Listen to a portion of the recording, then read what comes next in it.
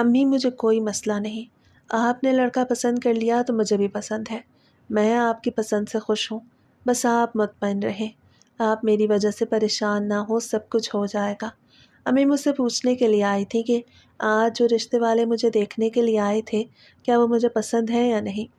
میں نے لڑکے کی تصویر دیکھی تھی، شکل و صورت سے تو اچھا ہی لگتا تھا، باقی میں نے اسے آمنے سامنے نہیں دیکھا تھا، بس نام ہی سنا تھا جو اس کی ماں اور بہنیں لے رہی تھیں، اور اب اماں مجھ سے پوچھ رہی تھیں کہ اگر مجھے کوئی اعتراض ہے تو میں ان سے کہہ دوں، لیکن میں نے ایسا بالکل بھی کچھ نہیں سوچا تھا۔ میں اپنی امی کی مشکل آسان کرنا چاہتی تھی، نہ کہ مزید بڑھانا چاہتی تھی۔ میں چاہتی تھی کہ وہ مجھے جلد سے جلد بیاہنا چاہتی ہیں۔ جب سے انہیں شوگر کا مسئلہ ہوا تھا تو تب سے ہی انہوں نے یہی رٹ لگا رکھی تھی کہ وہ اپنی زندگی میں مجھے بیاہنا چاہتی ہیں۔ ان کی یہ باتیں میرا دل دکھاتی تھیں۔ میں ان سے کہتی تھی امی آپ کو کبھی کچھ نہیں ہوگا، آپ ہمیشہ میرے پاس رہیں گی، میں آپ کے پاس رہوں گی۔ لیکن اب جب کہ میں بڑی ہو چکی تھی اور مجھے اس چیز کا احساس تھا کہ ایک نہ ایک دن تو مجھے امی کو چھوڑ کے دوسرے گھر جانا ہی ہوگا، تو پھر کیوں نہ امی کی بات مان لوں۔ پہلے میری سوچ تھی کہ جب تک میرا کالج ختم نہیں ہوتا تب تک میں شادی کے بارے میں سوچوں گی بھی نہیں۔ شادی کرنا تو دور کی بات، ابھی میں نے اس بارے میں کچھ سوچا بھی نہیں تھا۔ رشتے والوں کے آنے سے 2 دن پہلے امی نے مجھ سے کہا کہ بیٹا تمہیں دیکھنے کے لیے رشتے والے آ رہے ہیں، میرا بھرم رکھ لینا اور ان کے سامنے آ جانا۔ جب بھی امی کبھی کہتی تھی کہ وہ رشتے والوں کو بلائیں گی تو میں ان سے یہی کہتی تھی کہ میں ان کے سامنے نہیں آؤں گی، میں نے اپنی پڑھائی کرنی ہے۔ لیکن اس بار میں نے ایسا نہیں کیا۔ مجھے بھی امی کا احساس تھا، اور جب کہ میں ان کی رضا سے راضی تھی تو وہ بہت زیادہ خوش ہو رہی تھی۔ نائلہ بیٹا دیکھنا، ندیم تمہیں بہت خوش رکھے گا، بہت اچھا لڑکا ہے۔ میں اس سے ملی تو نہیں ہوں لیکن اس کی ماں اور بہنیں یہی کہہ رہی تھی، اور وہ لگ بھی خاندانی رہے تھے، تو لڑکا بھی اچھا ہی ہوگا۔ اور تمہیں پتہ ہے اس نے مجھے سلام بھی بھجوایا ہے، وہ خود تو نہیں آ پایا لیکن اس نے اپنی ماں سے کہا تھا کہ وہ میری خیریت معلوم کرے اور مجھے سلام بھی دے دے۔ اس سب سے یہی اندازہ ہوتا ہے کہ وہ ایک اچھا لڑکا ہے۔ امی اب مجھے ندیم کے بارے میں بتا رہی تھیں جو میں بڑے غور سے سن رہی تھی۔ میں نے صرف اور صرف ان کی تصویر دیکھی تھی، میں ان کے بارے میں کچھ نہیں جانتی تھی، یہاں تک کہ امی بھی یہی کہہ رہی تھیں کہ وہ بھی کچھ نہیں جانتی۔ اس بات پر مجھے تھوڑی بہت حیرت ہوئی کہ امی کو تو تھوڑی چھان بین کروانی چاہیے، ایسے ہی تو نہیں کسی کے ساتھ رشتہ کر دیتے۔ لیکن میں امی کی خوشی کو غارت نہیں کرنا چاہتی تھی۔ میں نے سوچا کہ ابھی تو 1 ہفتے بعد امی نے جواب دینا ہے، تو اس دوران شاید امی کو یہ سب یاد آ جائے اور وہ بھائی سے کہہ دے کہ وہ ندیم کے بارے میں پتہ کروائے کہ آخر وہ کیسا لڑکا ہے۔ یہ ہم جانتے تھے کہ اس کا اپنا ہی ایک کریانہ اسٹور ہے جہاں پر اس کے ساتھ 3-4 لڑکے بھی کام کرتے ہیں۔ مجھے پیسے، دھن دولت کی کوئی لالچ نہیں تھی، بس میرا دل چاہتا تھا کہ میرا جیون ساتھی ایک اچھا انسان ہو۔ امی نے مجھ سے کہا نائلہ تم ایک اچھی لڑکی ہو اور تم کبھی بھی انکار نہیں کرو گی، لیکن بیٹا میں تمہیں کھلی چھوٹ دیتی ہوں، تم سوچ سمجھ کے جواب دینا۔ میں نے انہیں اگلے ہفتے کا کہا تھا۔ تب تک وہ مجھ سے کچھ نہیں پوچھ رہے، تب تک کے لیے میں تمہیں وقت دیتی ہوں، تم اس دوران سوچ سمجھ کے فیصلہ کرو اور پھر مجھے بتانا۔ لیکن بیٹا یہ ضرور یاد رکھنا کہ رشتے بڑی مشکل سے ملتے ہیں، اور یہ تو ایک بہت ہی اچھا رشتہ ہے، میں اسے گنوانا نہیں چاہتی، لیکن تم بھی سوچ لو۔ امی نے اس طرح کی بات کی کہ میں عجیب کشمکش میں آ گئی۔ میں ان سے کہنا چاہتی تھی کہ وہ تھوڑی بہت چھان بین کروا لیں۔ ایک طرف وہ کہہ رہی تھی کہ وہ مجھے کھلی چھوٹ دے رہی ہیں، میں اپنی مرضی بتا سکتی ہوں، اور دوسری طرف یہ بھی کہہ رہی تھی کہ بہت اچھا لڑکا ہے، وہ ایسا رشتہ گنوانا نہیں چاہتی۔ امی نے مجھے خاموش کروا دیا تھا۔ انہیں معلوم نہیں تھا کہ میں اس وقت کس ذہنی اذیت سے گزر رہی ہوں۔ میں تو یہی نہیں سمجھ پا رہی تھی کہ آخر امی چاہتی کیا ہیں، لیکن میں اتنا سمجھ گئی تھی کہ بس وہ یہی چاہتی ہیں کہ یہ رشتہ کسی بھی صورت ہاتھ سے نہیں جانا چاہیے۔ نہیں امی، مجھے کوئی اعتراض نہیں ہے، آپ بھائی سے بات کر لیں، جیسا وہ کہیں ویسا کر لیں۔ میں نے بھائی کے بارے میں بات کر دی۔ میں جانتی تھی کہ بھائی ایسے بالکل بھی نہیں، وہ ضرور چھان بین کا کہیں گے۔ اس وقت دبئی میں بیٹھے ہوئے تھے اور یہاں پر میرے رشتے کی بات چل رہی تھی۔ انہوں نے کہا تھا کہ جب میرا رشتہ پکا ہو جائے گا اور شادی کی تاریخ رکھی جائے گی تب وہ آ جائیں گے۔ انہیں گئے ہوئے پورے 5 سال ہو چکے تھے، وہ واپس نہیں آئے تھے۔ انہوں نے کہا تھا کہ میں تب چھٹی لے کے آؤں گا جب نائلہ کی شادی ہوگی۔ میری بات سن کے امی وہاں سے چلی گئیں۔ انہوں نے مجھ سے یہ بھی کہا ٹھیک ہے بیٹا، ابھی تو میں تھکی ہوئی ہوں، بعد میں تمہارے بھائی کو بتاؤں گی، ابھی تو 1 ہفتہ رہتا ہے، اس کے بعد ہی جواب دینا ہے۔ امی نے یہ بات اپنے ذہن پہ سوار کر لی، یہ ابھی 1 ہفتہ رہتا ہے۔ انہوں نے یہ نہ سوچا کہ چھان بین کروانے کے لیے 1 ہفتے کا عرصہ بہت کم ہوتا ہے۔ وہ چلی گئی۔ دوپہر کا وقت تھا، میں اپنے کمرے میں بیٹھی سوچ رہی تھی کہ آخر میں کیا چاہتی ہوں۔ مجھے خود کو پتہ نہیں تھا کہ میں چاہتی کیا ہوں۔ نہ ہی میں اس لڑکے کے بارے میں کچھ جانتی تھی اور نہ ہی یہ جانتی تھی کہ آخر وہ کس طرح کا ہے، لیکن میں یہ ضرور جانتی تھی کہ میں اس کے بارے میں جانوں، ایسے کسی کو جانے بغیر انسان اس سے شادی نہیں کر سکتا۔ لیکن میں کیا کرتی، میرے پاس اس لڑکے کا کوئی نمبر نہیں تھا، نہ ہی اس کی بہنوں نے مجھ سے میرا نمبر مانگا تھا۔ حالانکہ امی نے انہیں دبے لفظوں میں کہہ دیا تھا کہ ہمیں کوئی اعتراض نہیں، پھر میں اپنے بچوں سے پوچھ کے آپ کو اگلے ہفتے بتاؤں گی۔ لڑکے کی 2 بہنیں اور اس کی ماں میرا رشتہ دیکھنے کے لیے آئی تھیں۔ وہ پہلی بار آئی تھی، لیکن انہوں نے یہاں پہ آنے سے پہلے ہی مجھے تصویر میں دیکھ کے پسند کر لیا تھا۔ جب رشتے والی آنٹی نے انہیں تصویر دکھائی تھی تو اس وقت ہی انہوں نے مجھے پسند کر لیا اور امی کے نمبر پہ کال بھی کر دی تھی کہ وہ جمعرات کے دن مجھے دیکھنے کے لیے آئیں گے، اور آج وہ دیکھ کے جا بھی چکے تھے۔ میں سوچ رہی تھی کہ آخر میں ندیم کا نمبر کہاں سے نکلواؤں۔ میں کوئی بچی نہیں تھی، میں اپنے لیے کچھ نہ کچھ کرنا چاہتی تھی۔ میں کالج میں پڑھتی تھی اور یہ بھی جانتی تھی کہ محض شکل و صورت سے تو کسی کو پسند نہیں کیا جا سکتا، بلکہ اس کا کردار دیکھنا بھی ضروری ہوتا ہے۔ اور آخر کار یہ دن بھی گزر گیا۔ اگلے دن جب میں کالج کے لیے تیار ہونے لگی تو امی مجھ سے کہنے لگیں کہ بیٹا اب تم کالج جانا بند کر دو، مجھے لگتا ہے تمہارا بھائی بھی یہی کہے گا کہ یہ رشتہ تمہارے لیے ٹھیک ہے، اور وہ لوگ کہہ رہے تھے کہ وہ شادی بھی جلدی کرنا چاہتے ہیں، اس لیے میں کہتی ہوں کہ بس اپنی کالج کی پڑھائی یہیں پہ ہی چھوڑ دو۔ جیسے ہی امی نے کالج چھوڑنے کا کہا تو میری آنکھیں نم ہو گئیں۔ اسی وقت میں نے امی کی باتوں میں آ کے کہہ دیا کہ جب میری شادی ہوگی تو تب میں کالج چھوڑ دوں گی، لیکن اب جب کہ وہ یہ بات کر رہی تھی تو میرا دل بھر آیا۔ امی جب شادی ہوگی تو تب کی تب دیکھی جائے گی، ابھی تو کچھ پتہ ہی نہیں ہے، رشتہ ہی فائنل نہیں ہوا تو میں کیوں ابھی سے گھر پہ بیٹھ جاؤں۔ میں تھوڑی تلخ ہو گئی، اس میں امی کا کوئی قصور نہیں تھا، بس مجھے ہی سمجھ نہیں آ رہی تھی کہ آخر میں چاہتی کیا ہوں۔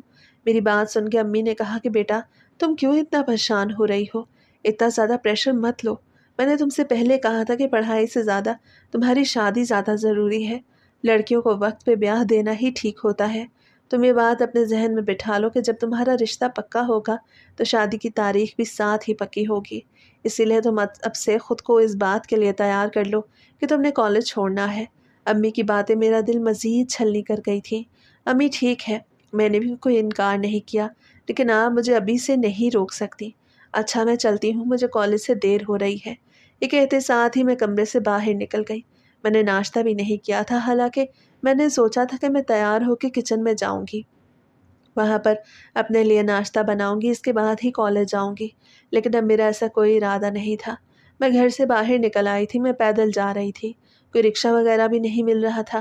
آنکھوں میں نمی تھی اور دل پھٹ رہا تھا کہ آخر امی میرے بارے میں ایسا کیسے کہہ سکتی ہیں، لیکن پھر آدھے راستے میں ہی مجھے اس چیز کا احساس ہوا کہ امی کا کوئی قصور نہیں ہے، بس میں ہی اوور تھنکنگ کر رہی ہوں، اور یہ میرے بچپن کی عادت تھی۔ میں نے سوچا کہ امی نے میرے لیے ایک لڑکے کو پسند کیا تو کچھ سوچ سمجھ کے ہی کیا ہوگا، اور ویسے بھی امی کہہ رہی تھی کہ وہ لوگ پہلے اسی محلے میں رہتے تھے، بے شک وہ آج سے 10-12 سال پہلے یہاں سے چلے گئے، لیکن امی کہہ رہی تھی کہ وہ انہیں اچھے طریقے سے جانتے ہیں۔ اور آخر کار یہی سوچتے سوچتے میں رکشے میں کالج پہنچ گئی۔ میں آدھا راستہ تو پیدل ہی آئی تھی، لیکن پھر مجھے رکشہ مل گیا۔ میں کالج کے اندر آئی تو میری دوستوں نے مجھ پہ سوالوں کی بوچھاڑ کر دی۔ میں نے کل دوستوں کے واٹس ایپ گروپ میں کہا تھا کہ مجھے کچھ لوگ دیکھنے کے لیے آ رہے ہیں، ابھی ساری رات میں نے ان کے میسیجز کا کوئی جواب نہیں دیا۔ اس وقت میں عجیب سوچ میں مبتلا ہو گئی تھی، اور اب وہ مجھ پہ ہلہ بول چکی تھی۔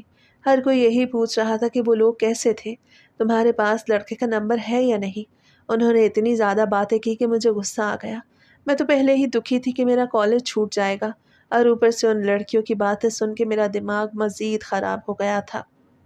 پلیز تو میرا دماغ خراب مت کرو، ابھی میں اس بارے میں کچھ نہیں جانتی، نہ ہی میں نے لڑکے کو دیکھا ہے، نہ ہی میرے پاس اس کا نمبر ہے، اور نہ ہی میں یہ شادی کرنا چاہتی ہوں۔ یہ کہتے ساتھ ہی میں غصے سے کلاس روم کی طرف بھاگ گئی۔ میرے پیچھے اور کوئی نہ آیا سوائے زاہدہ کے۔ میری بہت اچھی دوست تھی، اور وہ جانتی تھی کہ مجھ سے کس طریقے سے بات کرنی ہے۔ وہ میرے ساتھ آ کے کرسی پہ بیٹھ گئی۔ میں اس سے بھی کوئی بات نہیں کر رہی تھی، میری آنکھوں میں ہلکی ہلکی نمی تھی۔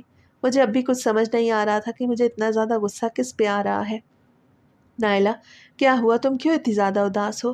اگر کوئی مسئلہ ہے تو مجھے بتاؤ، میں آنٹی سے بات کروں گی، وہ میری اچھی دوست تھی، وہ سمجھ گئی کہ مجھے رشتے میں ہی کوئی مسئلہ ہے۔ میں نے اسے بتایا کہ مجھے رشتے میں کوئی مسئلہ نہیں، لڑکا ساتھ نہیں آیا تھا، میں نے اسے آمنے سامنے نہیں دیکھا، تصویر میں دیکھا تھا، وہ اچھا تو لگ رہا تھا، لیکن میں چاہتی ہوں کہ امی ایسے ہی میرا رشتہ طے نہ کر دیں بلکہ پوری چھان بین کروائیں، اس کے بعد ہی میرا رشتہ طے کریں۔ تمہیں پتہ تو ہے آج کل کے لوگ اوپر سے کچھ اور دکھتے ہیں اور اندر سے کچھ اور۔ میں نے کہا تو زاہدہ بھی میری ہاں میں ہاں ملانے لگی۔ اسے مجھ سے کہا کہ میں خود امی سے بات کر لوں، تو میں نے اسے بتایا کہ امی نے بہت ساری امیدیں لگا رکھی ہیں اور میں ان کی امیدیں توڑنا نہیں چاہتی۔ تو زاہدہ نے مجھے ایک اور مشورہ دیا۔ اس نے کہا میں امی کے موبائل سے اپنی ہونے والی ساس کا نمبر نکال لوں، ابھی وہیں سے کسی ذریعے سے ان کے بیٹے کا نمبر بھی لے لوں، اس طرح سے میں ندیم کے بارے میں جان لوں گی۔ لیکن میں نے اس سے کہا کہ میں اپنی ہونے والی ساس کے نمبر سے کیسے ندیم کا نمبر نکلوا سکتی ہوں؟ میں اپنی ساس کو کال کر کے کیا کہوں گی کہ مجھے اپنے بیٹے کا نمبر دو؟ تو اس بات زاہدہ ہنسنے لگی اور کہنے لگی بات تمہاری ٹھیک ہے، بس میں یہ کہنا چاہتی ہوں کہ تم کسی طریقے سے نمبر نکلوا لو، تمہارا بات کرنا ضروری ہے۔ تمہاری امی تو یہ ضروری بات بالکل بھی سمجھ ہی نہیں رہی کہ تم دونوں ایک دوسرے کو جان لو، اور تم جانتی ہو آج کل کے زمانے میں جاننا بہت ضروری ہے۔ اس کی ساری باتیں میری سمجھ میں آ گئی تھی، لیکن اب بھی ایک مسئلہ تھا کہ میں نمبر کہاں سے نکالوں گی۔ ابھی میں یہی سوچ رہی تھی کہ سر آ گئے اور ہم پڑھائی میں لگ گئے، اور آخرکار 1:30 میں کالج سے باہر نکل آئی۔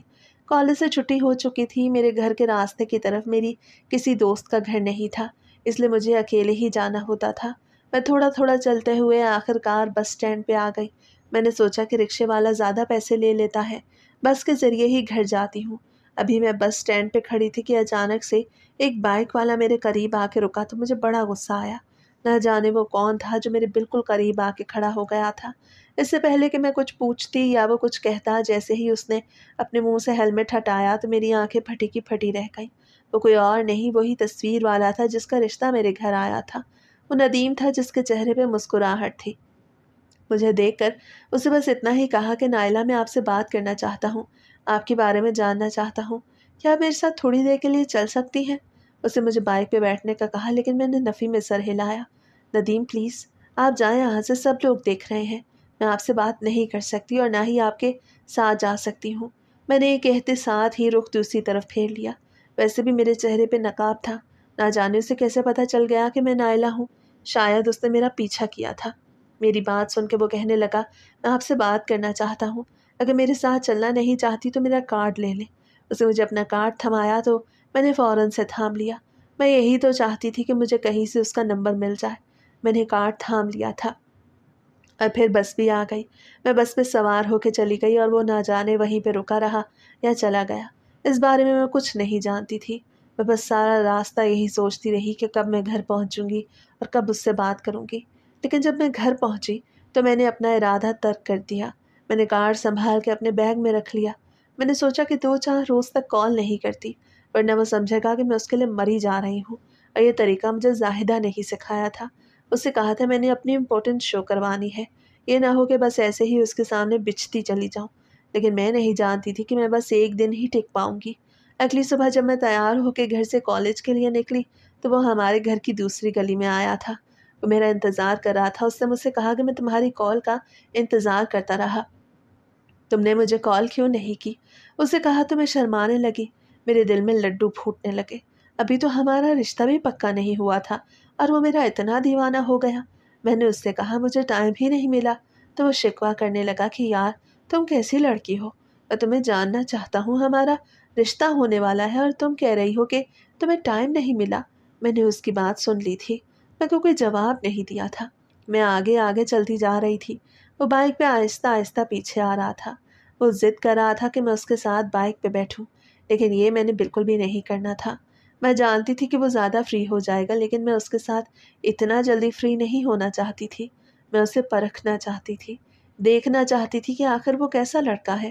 میں نے اسے 1-2 مرتبہ منع کیا تو وہ وہاں سے چلا گیا، لیکن اس نے مجھ سے وعدہ لیا کہ آج میں اس سے ضرور بات کروں گی۔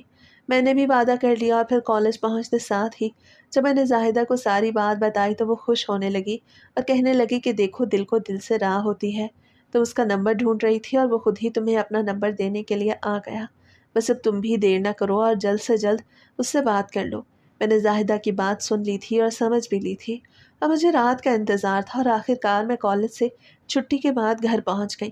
امی بھی کہہ رہی تھی کہ آج میں خوش دکھائی دے رہی ہوں، تو میں نے ان سے کہا کہ آج ہمارے کالج میں چھوٹی سی پارٹی ہوئی تھی، اسی لیے ہی میں خوش ہوں۔ میں نے جھوٹ بول دیا تھا، میں کیا کہتی؟ میرے چہرے سے مسکراہٹ علیحدہ نہیں ہو رہی تھی۔ نہ جانے مجھے کیا ہو گیا تھا۔ میں نے صرف ایک بار ہی اسے دیکھا تھا اور صرف ایک دو بار ہی بات کی، مگر اس چیز کا مجھ پہ اتنا زیادہ اثر ہو گیا کہ اب میں ہنستی مسکراتی نظر آتی تھی اور آخر کار شام بھی ہو گئی۔ میں شام کا کھانا بنا رہی تھی۔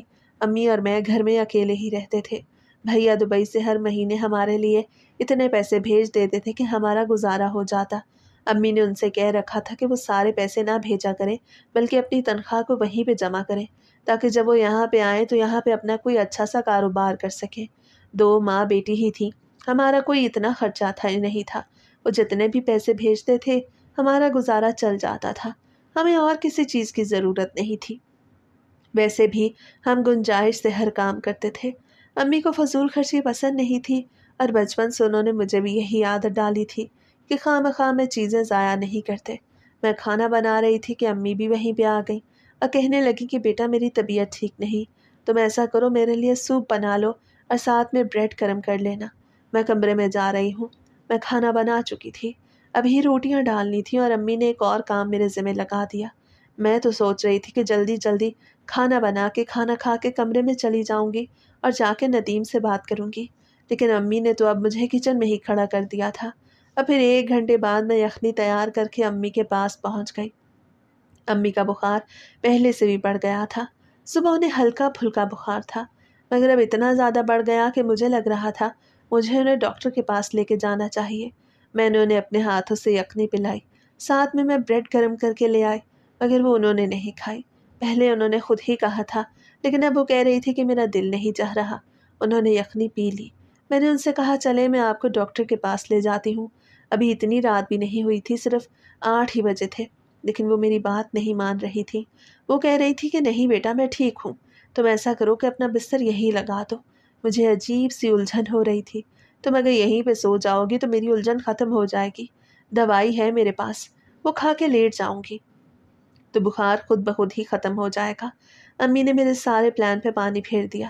اب میں ان سے یہ تو نہیں کہہ سکتی تھی کہ میں نے اپنے کمرے میں سونا ہے اور آپ کو بیماری میں چھوڑنا چاہتی ہوں، اس لیے میں فوراً سے اپنے کمرے میں آئی اور اپنا کمبل اٹھا کے ان کے کمرے میں لے کر پہنچ گئی۔ ہمارے بستر بالکل ساتھ ساتھ ہی تھے۔ امی ایک پلنگ پہ سوئی تھیں اور دوسرے پلنگ پہ میں سو گئی۔ میں نے خود کو کمبل میں چھپا لیا، سمجھ نہیں آ رہی تھی کیسے بات کروں۔ میں جانتی تھی امی کی طبیعت ٹھیک نہیں ہے اور وہ سوئی بھی نہیں ہے، بس یوں ہی لیٹی ہوئی ہیں، اس لیے میں نے انہیں ابھی تک کال نہیں کی تھی۔ نمبر میں نے اپنے موبائل میں سیو کر لیا تھا۔ دل چاہ رہا تھا کہ میسج کر کے انہیں بتا دوں کہ میں آج بات نہیں کر سکتی، میں امی کے کمرے میں سو رہی ہوں، لیکن پھر میں نے سوچا بس وہ کیا سوچیں گے کہ میں بہانے پہ بہانہ بنا رہی ہوں۔ اگر وہ کل آئیں گے تو میں ان سے کہہ دوں گی کہ یہ مسئلہ ہو گیا تھا، لیکن اگلے دن وہ نہ آئے تو مجھے بہت بڑا دھچکا لگا۔ میں تو اتنی خوش ہو رہی تھی کہ وہ مجھے پسند کر چکے ہیں اور مجھ سے بات کرنے کے لیے بےتاب ہیں، لیکن وہ تو آئے ہی نہیں۔ میں سارا دن بجھی سی رہی۔ میں جب کالج سے واپس آئی تو امی کی طبیعت تو کچھ بہتر تھی، لیکن مجھے بخار ہو رہا تھا، سر پھٹ رہا تھا۔ میں نے امی سے کہا میری طبیعت ٹھیک نہیں، میں اپنے کمرے میں سونے کے لیے جا رہی ہوں، پلیز آپ مجھے مت جگائیے گا۔ امی مجھ سے کہتی رہی کہ بیٹا کھانا کھا کے سو جاؤ، اس طرح بھوکے پیٹ نہیں سوتے، لیکن میں ان سے کیا کہتی کہ مجھے بھوک نہیں ہے، میرا تو کوئی اور مسئلہ ہے۔ میں اپنے کمرے میں آ گئی۔ میں نے موبائل بیگ سے نکال کے اپنے پاس ہی رکھ لیا۔ دل مچل رہا تھا کہ اسے کال کروں، لیکن درمیان میں عزت نفس آ گئی کہ میں کیوں اسے کال کروں جب وہ آج آیا ہی نہیں، نہ جانے میں اس سے کیوں اتنی زیادہ امیدیں لگا رہی تھی۔ ابھی میں یہی سوچ رہی تھی کہ اچانک سے موبائل پہ ان نون نمبر سے کال آنے لگی۔ میں ڈر گئی کہ یہ کس کا نمبر ہے، آج تک کسی بھی ان نون نمبر سے کال نہیں آئی تھی۔ میں گھبرا گئی تھی، سمجھ نہیں آ رہی تھی کہ کیا کروں، لیکن پھر میں نے سوچا کہ کال اٹینڈ کر لیتی ہوں، بولوں گی نہیں، پہلے دوسری طرف کی بات سن لوں گی، اس کے بعد ہی بولوں گی، شاید کسی دوست کا نیا نمبر ہو۔ میں نے جیسے ہی کال اٹینڈ کر کے موبائل کان سے لگایا تو ندیم کی آواز موبائل کے اسپیکر پہ ابھری۔ وہ کہہ رہا تھا نائلہ تم نے اچھا نہیں کیا، میں ساری رات انتظار کرتا رہا مگر تم نے کال نہیں کی۔ صبح میری طبیعت خراب تھی کیونکہ میں ساری رات سو نہیں پایا، اس لیے میں تمہیں دیکھنے کے لیے بھی نہیں آ پایا، لیکن اب دیکھو میں نے تمہارا نمبر نکلوا لیا ہے، اب بتاؤ مجھ سے بات کرو گی یا نہیں؟ ان کی بات سن کے میں دنگ رہ گئی تھی۔ میرے پوچھنے پہ انہوں نے بتایا کہ انہوں نے میرا نمبر بڑی مشکل سے اپنی ماں کے موبائل سے نکالا ہے۔ جب انہوں نے یہ کہا تو میں حیرت میں آ گئی کہ میرا نمبر ان کی ماں کے پاس کیسے آیا۔ تو اچانک سے مجھے خیال آیا کہ ایک مرتبہ امی نے میرے موبائل سے میری ہونے والی ساس کو کال کی تھی۔ اس وقت امی کے موبائل میں بیلنس نہیں تھا۔ میں ساری کہانی سمجھ گئی۔ میں دل ہی دل میں خوش ہو رہی تھی کہ وہ مجھ سے کتنی محبت کرنے لگے ہیں، اور میں ہوں کہ ان کے بارے میں الٹی سیدھی باتیں سوچ رہی ہوں۔ پھر ہم دونوں میں بات چیت کا سلسلہ چل نکلا۔ انہوں نے مجھ سے کہا کہ وہ کریانہ اسٹور چلاتے ہیں۔ انہوں نے FSC تک پڑھائی کی تھی، اس کے بعد انہوں نے پڑھائی کو خیر بات کہہ دیا تھا۔ وہ 2 بہنوں کے اکلوتے بھائی تھے، دونوں بہنیں شادی شدہ تھیں۔ وہ اپنی امی کے ساتھ اکیلے رہتے تھے۔ انہوں نے مجھے اپنے بارے میں سب کچھ بتا دیا تھا۔ میں نے بھی ان سے کہہ دیا تھا کہ ہم بھی 2 بہن بھائی ہیں۔ میں اور امی گھر پہ ہوتے ہیں۔ وہ مجھ سے کہہ رہے تھے کہ امی نے کہا ہے کہ وہ ہفتے والے دن آنٹی سے پوچھیں گی کہ کیا انہیں میرا رشتہ قبول ہے یا نہیں۔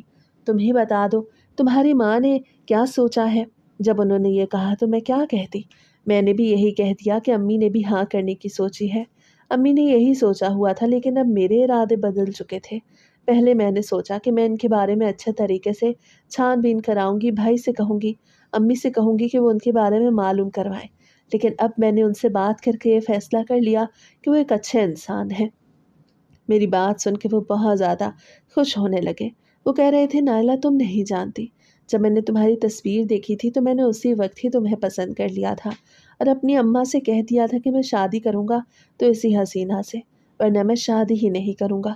وہ میری تعریفوں کے پل باندھ رہے تھے اور میں بس ہنستی جا رہی تھی۔ واقعی میں لڑکیاں اتنی زیادہ معصوم ہوتی ہیں کہ کسی کی میٹھی چکنی چپڑی باتوں میں آ جاتی ہیں اور اپنی زندگی برباد کر لیتی ہیں۔ اس وقت مجھے پتہ نہیں تھا کہ میں اپنی زندگی برباد کرنے پہ تلی ہوں، اور ویسے بھی امی کی بھی کچھ نہ کچھ غلطی تھی۔ امی نے بھائی کو کال کر کے بتایا تھا کہ کچھ لوگ ہیں جنہیں امی نے پسند کر لیا ہے۔ پہلے تو بھائی نے کہا کہ آپ ان کے بارے میں چھان بین کروا لیں، لیکن جب امی نے ان سے کہا کہ وہ ہمارے پرانے محلے دار ہیں تو بھیا نے بھی کہہ دیا ٹھیک ہے جیسے آپ کی مرضی۔ اور آخر کار وہ دن بھی آ گیا جس سے ندیم اپنی ماں اور بہنوں کے ساتھ ہمارے گھر منگنی کرنے کے لیے آئے ہوئے تھے۔ وہ جمعے کا دن تھا اور امی نے انہیں کال کر کے کہہ دیا تھا کہ ہمیں کوئی اعتراض نہیں ہے، تو انہوں نے کہا سیدھا منگنی کرنے کے لیے آئیں گے اور شادی کی تاریخ بھی رکھ دیں گے۔ اسے بڑی جلدی ہو رہا تھا، مجھے سمجھ نہیں آ رہی تھی کہ آخر میرے ساتھ ہو کیا رہا ہے۔ جب انہوں نے کہا کہ وہ 15 دن کی تاریخ رکھنا چاہتے ہیں تو امی نے کہہ دیا کہ نہیں، مجھے کم سے کم 1-1.5 مہینے کا وقت چاہیے۔ ایک تو میرے بیٹے رمضان کو آنے میں وقت لگے گا، اور دوسرا مجھے کچھ نہ کچھ تیاریاں بھی کرنی ہیں۔ منگنی ہو چکی تھی اور اب شادی کی تاریخ رکھی جا رہی تھی۔ میں بہت زیادہ شرما رہی تھی، اسی لیے فوراً وہاں سے اٹھ کر اپنے کمرے میں آ گئی۔ اب میں کمرے کی کھڑکی کھولے باہر کا نظارہ کر رہی تھی۔ ندیم میری طرف دیکھ رہے تھے اور میں کھڑکی سے ہی ان کی طرف دیکھ رہی تھی۔ میں بہت زیادہ شرما رہی تھی۔ وہ دیکھنے میں بہت زیادہ خوبصورت تھے۔ میں نے ان سے ایک مرتبہ ہی بات کی تھی، لیکن وہ مجھے خوبصورت بھی لگے۔ وہ تو چاہ رہے تھے کہ میں ان سے روز بات کروں، لیکن میں نے انہیں منع کر دیا اور ان سے کہا کہ یہ سب ہمیں زیب نہیں دیتا۔ جب تک ہمارا نکاح نہیں ہو جاتا ہم ایک دوسرے سے بات نہیں کریں گے۔ اسی لیے وہ بھی میری بات مان گئے اور اسی بات پہ مجھے بہت اچھے لگے۔ آج کل کے لڑکے کہاں ایسی باتیں مانتے ہیں، وہ تو یہی کہتے ہیں منگنی ہونے سے پہلے بات چیت شروع کر دو، لیکن میرا نظریہ مختلف تھا۔ اور جب میں نے اس بات کا ذکر ندیم سے کیا تو وہ بھی میری بات مان گئے۔ امی نے ان سے پورا 1.5 مہینے کا وقت لیا اور پھر وہ کھانا وغیرہ کھا کر ہمارے گھر سے چلے گئے۔ اس دن انہوں نے مجھے اشارہ کیا تھا کہ آج وہ مجھ سے کال پہ بات کرنا چاہتے ہیں، تو میں نے سوچا چلو ٹھیک ہے، ایک مرتبہ ان سے بات کر لیتی ہوں، اس میں کیا قباحت ہے۔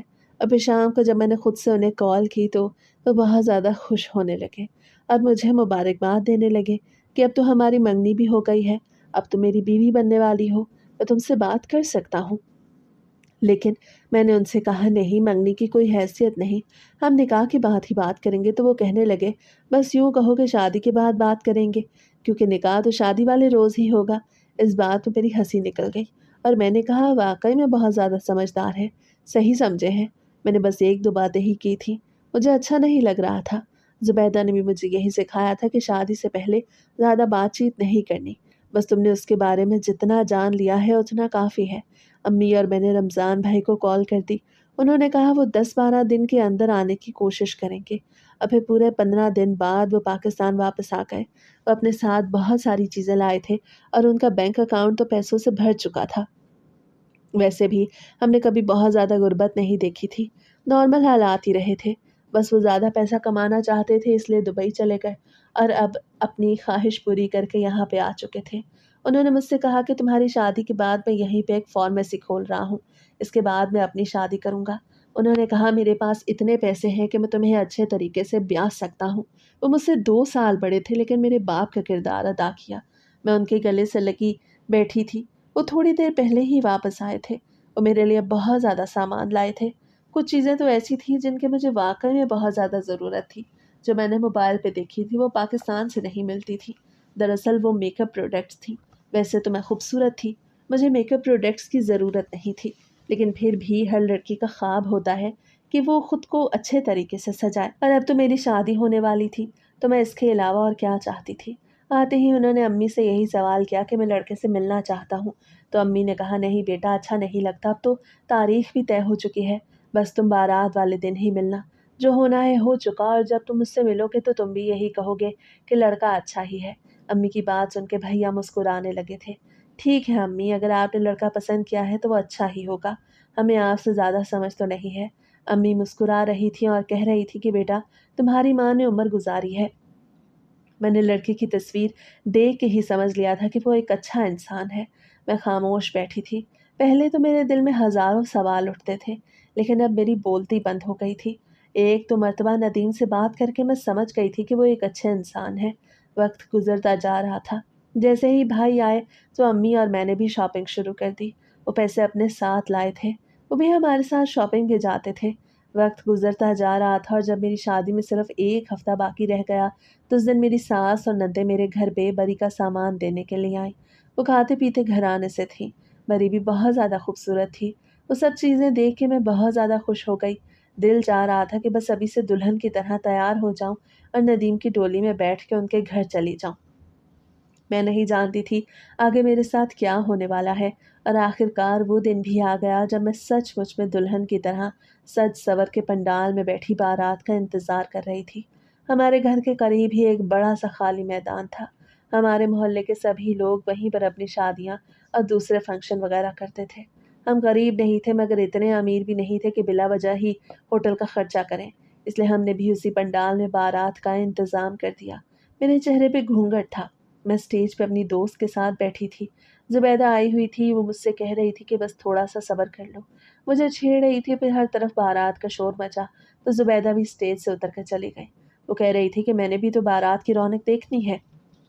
अब मैं स्टेज पे अकेली रह गई थी। घूंघट बारीक कपड़े का था। मैं देख सकती थी कि बाराती अंदर आ रहे थे। सबसे आगे मेरी दोनों नंदे नदीम और मेरी सास ही थे। और फिर आखिरकार नदीम मेरे साथ स्टेज पे बैठ गए। इर्द गिर्द सब लोग जमा थे। मौलवी साहब भी उनके साथ ही आए थे। सबसे पहले हम दोनों का निकाह हुआ। इसके बाद हर तरफ मुबारकबाद की सदाएं गूंज गईं। और फिर अम्मी लोगों ने खाना भी खुलवा दिया। अम्मी और भाई बहुत ज़्यादा गमगीन हो रहे थे क्योंकि मैं जा रही थी, लेकिन मेरे दिल में ना जाने क्यों इतनी ज़्यादा खुशी थी। शायद मैं एक नए रिश्ते में बंद हो चुकी थी, इसलिए मुझे खुशी महसूस हो रही थी। मगर जब मेरी रुखसती का वक्त आया तो उस वक्त मुझे पता चला कि अपना घर छोड़ के जाना कितना मुश्किल है। मैं अम्मी और भाई के गले लग के बहुत रोई थी। मैं इतना ज़्यादा रोई कि ज़ुबैदा भी मुझे पीछे खींच रही थी और कह रही थी कि बस कर दो, क्यों इतना ज़्यादा उन्हें परेशान कर रही हो। अम्मी और भैया भी मेरी तरह ही रोते रहे थे। और फिर मैं रुखसत होकर अपने ससुराल आ गई। वो घर मैंने पहली मर्तबा देखा था। वो हमारे घर से बहुत बेहतर था। 4-5 कमरे थे, पक्का सहन था, बरामदा भी था और सीढ़ियाँ भी लगी हुई थी जिससे छत पे जाया जा सकता था। बाराती हमारे साथ ही आए थे। मेरी बड़ी नंद ने मुझे कमरे में बिठा दिया। वो खुद बाहर चली गई। नदीम अभी तक अंदर नहीं आए थे और फिर वो अंदर आए ही नहीं। सब बाराती भी अपने अपने घर चले गए। मेरी नंदे और मेरी सास भी अपने कमरों में सोने के लिए चली गई, लेकिन नदीम अभी तक नहीं आए थे। मैं उनका इंतज़ार कर करके थक गई थी। समझ नहीं आ रही थी कि क्या करूं। मोबाइल मेरे पास था नहीं। मैं उन्हें कॉल भी कर सकती थी, लेकिन ये मेरी इज्जत नफ्स को मंजूर नहीं था कि मैं अपने दूल्हे को खुद ही कॉल करके बुलाऊं। मैंने सोचा शायद वो दोस्तों के पास बैठ गए होंगे। رات کے 1 बज चुका था मगर अभी तक वो वापस नहीं आए थे। नई जगह थी, मुझे खौफ महसूस हो रहा था। कमरे का दरवाज़ा बंद था लेकिन कुंडी नहीं लगी थी। मैंने सोचा कि उठ के कुंडी लगा देती हूँ। डर लग रहा था कि ना जाने कोई अंदर ना आ जाए। इससे पहले कि मैं कुंडी लगाती, अचानक से कमरे का दरवाज़ा खुला और एक नौजवान अंदर आता दिखाई दिया, जिसके कदम लड़खड़ा रहे थे। मैंने उसके चेहरे की तरफ देखा तो वो कोई और नहीं बल्कि नदीम ही था। उसे इस हालत में देख के मुझे बहुत बड़ा झटका लगा। मुझे पहले समझ ना आई कि वो क्यों इतना ज़्यादा लड़खड़ा रहा है, लेकिन फिर आहिस्ता आहिस्ता मुझे सारी समझ आ गई। वो दरवाज़ा बंद करके अब बेड पे आ बैठा। मेरे चेहरे पे अब भी घूंघट था। उसे अभी तक घूंघट नहीं हटाया था। और फिर जैसे ही उसने अपने हाथों से घूंघट हटा के अस्सलामु अलैकुम कहा तो मेरा दिमाग घूम गया। उसके मुंह से इतनी गंदी बदबू आ रही थी जो मैंने बड़ी मुश्किल से बर्दाश्त की। वो शराब की बदबू थी जो अब सारे कमरे में फैलने लगी। मुझे उबकाइयाँ आने लगी थी। समझ नहीं आ रही थी कि क्या करूं। मैं अपने सीने पे हाथ फेरने लगी। एक लाशऊरी अमल था जिससे मैं खुद को रोक नहीं पा रही थी। मैं नीचे देखे जा रही थी, मैंने उसके चेहरे की तरफ देखा भी नहीं था। मुझे उससे घिन महसूस हो रही थी। मैं उसे एक बार में ही समझ गई कि वो अच्छा इंसान नहीं है, वो एक शराबी है। अभी तो उसने कुछ बोला ही नहीं था और जब उसने पहला जुमला बोला तो मेरा दिल कच्ची कच्ची हो गया। उससे कहा कि आगे के गेट से आऊं या पीछे के गेट से। उससे इतनी वाहियात बात की। मेरा दिल चाह रहा था कि उसके मुंह पे एक जोरदार थप्पड़ लगा दूं। मेरी आंखों में हल्की हल्की नमी थी। मेरे आंसू नहीं दे रहे थे, लेकिन लग रहा था कि अभी आंसू निकल आएंगे। मुझे सारी बातें याद आने लगी। ज़ुबैदा की बातें, मेरी अपनी सोच, अम्मी की बातें, अबे भाई की दुआएं। लेकिन किसी की दुआ ने असर नहीं दिखाया, क्योंकि अम्मी का इंतखाब ही गलत साबित हो गया था। मैं खुद को कोस रही थी कि आखिर इस वक्त मैं अम्मी से कह देती या भाई से कह देती आप छानबीन करवाएं तो आज मुझे ये दिन न देखना पड़ता। मुझे समझ नहीं आ रही थी अब क्या करूं। फिर अचानक से मुझे ख्याल आया कि मुझे कुछ ऐसा करना होगा कि वो मेरे करीब ना आ पाए। उसी वक्त मैंने बेहोशी का नाटक कर दिया और बेड पर ढह गई। मैंने आंखें बंद कर ली थी लेकिन मैंने सब कुछ सुन रही थी, समझ रही थी। मुझे उठाने की कोशिश कर रहा था, वो मेरा नाम भी पुकार रहा था, लेकिन मैं ढीठ बनी हुई थी। मैंने सोच लिया था कि मैं उसे अपने पास नहीं आने दूंगी। इतने गंदे इंसान के साथ मैं कैसे अपनी ज़िंदगी की शुरुआत कर सकती हूँ। मैं बेहोशी का नाटक किए हुए थी और वो अब भी मुझे हिलाए जा रहा था। वो कह रहा था, नाइला क्या हुआ तुम्हें, मुझे बताओ, तुम्हारी तबीयत तो ठीक है। मैंने बड़ी मुश्किल से सांस भी रोकी हुई थी। मैं उसके मुंह से आने वाली बदबू को नहीं सूंघना चाहती थी। और फिर उसकी आवाज़ें आना बंद हो गईं। मैंने आँख खोल के देखा तो वो कमरे में मौजूद नहीं था, लेकिन फिर जल्दी जल्दी मैंने आँख बंद कर ली क्योंकि वो दोबारा से कमरे में आ गया। और इस बार वो अकेला नहीं, अपनी माँ और दोनों बहनों को साथ लाया था। उनकी आवाज़ें मुझे सुनाई दे रही थी। वो कह रही थी, ना जाने लड़की को क्या हो गया। फिर इसकी माँ ने मशवरा दिया कि इसकी माँ और भाई को फ़ोन करो। फिर भैया को फ़ोन किया गया और कुछ देर के अंदर वो भी आ गए। मैंने अब तक बेहोशी का नाटक किया हुआ था, फिर सबने यही मशावरत की कि वो लोग मुझे घर ले जाएं। जब मेरी तबीयत ठीक हो जाए तो तभी छोड़ जाएंगे। ये मैंने सोचा नहीं था कि वो ऐसा भी करेंगे। मैंने तो यही सोचा था कि मैं अम्मी और भैया के सामने ही ये नाटक ख़त्म कर दूंगी और सारी कहानी बता दूंगी। लेकिन जब उन्होंने मुझे जाने की इजाज़त दे दी तो मैं क्यों ये नाटक छोड़ती। अम्मी और भैया मुझे गाड़ी में घर ले आए। भैया ने एक दोस्त की गाड़ी ली हुई थी जो उन्होंने बारात के लिए ली थी और अभी तक शायद वापस नहीं की थी। मैं घर आ गई थी। आते साथ ही मैं उठ के बैठ गई तो अम्मी और भैया बहुत ज़्यादा खुश होने लगे। मुझसे पूछ रहे थे कि क्या हुआ था, क्या किसी ने कुछ कहा था या वैसे ही एंजाइटी वगैरह हो गई। तो मैंने रोते हुए मैंने सारी कहानी बताई। तो अम्मी तो बहुत ज़्यादा रोने लगी, लेकिन भैया ने अम्मी की बातों को सुनवाना शुरू कर दिया कि मैंने आपसे कहा था, आपने छानबीन करवाई है तो उस वक्त आपने कहा था कि आप जानती हैं, आपने मेरी बहन की ज़िंदगी बर्बाद कर दी। भैया बहुत ज़्यादा जज्बाती हो रहे थे। वो तो ऐसे बात कर रहे थे जैसे अम्मी हमारी सगी नहीं बल्कि सौतेली माँ हो। मेरा दिल टूटा हुआ था, आंखों से आंसू बहे जा रहे थे। मैं कुछ भी नहीं बोल रही थी, बस उन दोनों की आपस में होने वाली गुफ्तगू सुन रही थी। और फिर भैया ने फैसला किया तो मेरी आंखें मज़ीद बरसने लगीं। उन्होंने कहा, बस अब मेरी बहन दोबारा से शराबी के घर नहीं जाएगी। मैं तलाक दिलवाऊंगा, मैं इसकी दूसरी शादी कर दूंगा, लेकिन मुझे ये सब मंजूर नहीं। आखिर मेरे इतने ज़्यादा कमाने का क्या फ़ायदा। मैं इतने साल दूसरे मुल्क में रुलता रहा तो इसका मुझे यही अंजाम मिला कि मैं अपनी बहन को किसी शराबी के साथ ब्याह दूँ। भैया वाकई में बहुत ज़्यादा इमोशनल हो गए। अब है ये रात यूं ही गुजर गई। सुबह जब मेरे ससुराल वाले मुझे लेने के लिए आए तो भैया ने उन्हें खूब बातें सुनाई। नदीम भी साथ आए थे, अब वो नशे में नहीं थे, शायद उनका नशा उतर चुका था। وہ بھیا سے کہہ رہے تھے کہ مجھ سے بات کرنا چاہتے ہیں، لیکن بھیا نے کہا کہ بس اب وہ تم سے نہیں ملے گی۔ اب پھر بھیا اور ندیم کا جھگڑا شروع ہو گیا۔ میں جو اب تک کھڑکی سے دیکھ رہی تھی انہیں لڑتا دیکھ کے باہر نکل آئی۔ اب پھر اسی جھگڑے کے دوران ندیم اتنا زیادہ غصے میں آ گیا کہ مجھے وہیں پر کھڑے کھڑے طلاق دے دی۔ میں کل یہاں سے بیاہ کے گئی تھی اور آج یہیں پہ طلاق لے بیٹھی۔ جب بھیا اور ندیم آپس میں بحث کر رہے تھے تو اس وقت میں سوچ رہی تھی کہ کیوں نہ میں بھیا سے کہوں کہ ندیم کو ایک اور چانس دیا جائے۔ میں اپنا گھر بچانا چاہ رہی تھی، لیکن اب ساری حقیقت کھل کے سامنے آ گئی تھی۔ وہ اچھے انسان نہیں تھے، کیونکہ اگر اچھے انسان ہوتے تو کہتے کہ میں خود کو بدل لوں گا، لیکن انہوں نے تھوڑے سے جھگڑے میں غصے میں آ کے مجھے چھوڑ دیا۔ ان کی ماں بھی ساتھ آئی تھی، انہوں نے کوئی خاص بات نہیں کی، لیکن انہوں نے اپنے بیٹے کا ساتھ دیا۔ وہ لوگ چلے گئے، میں نے خود کو کمرے میں بند کر لیا۔ امی اور بھیا دروازہ کھٹکھٹا رہے تھے۔ میں نے سارا دن خود کو کمرے میں بند رکھا۔ رات کو مجھے بہت زیادہ بھوک لگ رہی تھی اور سر میں بھی درد ہو رہا تھا۔ میں کچن میں آئی تو امی اور بھیا وہیں پہ بیٹھے میرے لیے کچھ سوچ رہے تھے۔ انہیں دیکھ کے میں وہاں سے جانے لگی تو بھیا نے مجھے روک لیا اور میرے سر پہ ہاتھ رکھ کے کہا کہ نائلہ، تم پریشان نہ ہو، ابھی میں تمہارے سر پہ سلامت ہوں، میں تمہارے ساتھ کوئی نا انصافی نہیں ہونے دوں گا۔ بھیا نے اس طرح سے کہا کہ مجھے بھی ایک امید مل گئی، اور یہ امید بڑی جلدی رنگ لے آئی۔ جیسے ہی میری عدت مکمل ہوئی تو اس کے اگلے ہی ہفتے بھیا نے اپنے دوست کی فیملی کو گھر پہ بلا لیا۔ بھیا مجھے اپنے دوست کے ساتھ بیاہنا چاہتے تھے۔ بھیا نے انہیں سب کچھ سچ بتا دیا کہ میری بہن طلاق یافتہ ہے۔ اصغر ایک اچھا انسان تھا، وہ مجھ سے عمر میں تو تھوڑا بڑا تھا، لیکن بھیا نے کہا تھا کہ وہ انہیں اچھے طریقے سے جانتے ہیں، اور پھر سادگی سے اس کے ساتھ میرا نکاح ہو گیا۔ واقعی میں وہ ایک اچھے انسان تھے۔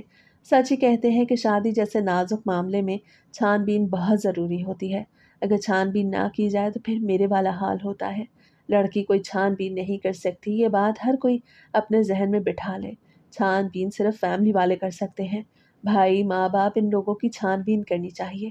لڑکی تو بس فون پہ بات کر کے یہی اندازہ لگا سکتی ہے کہ سامنے والا کس طرح سے بول رہا ہے، اور ہر کوئی جیسا بولتا ہے اندر سے ویسا نہیں ہوتا۔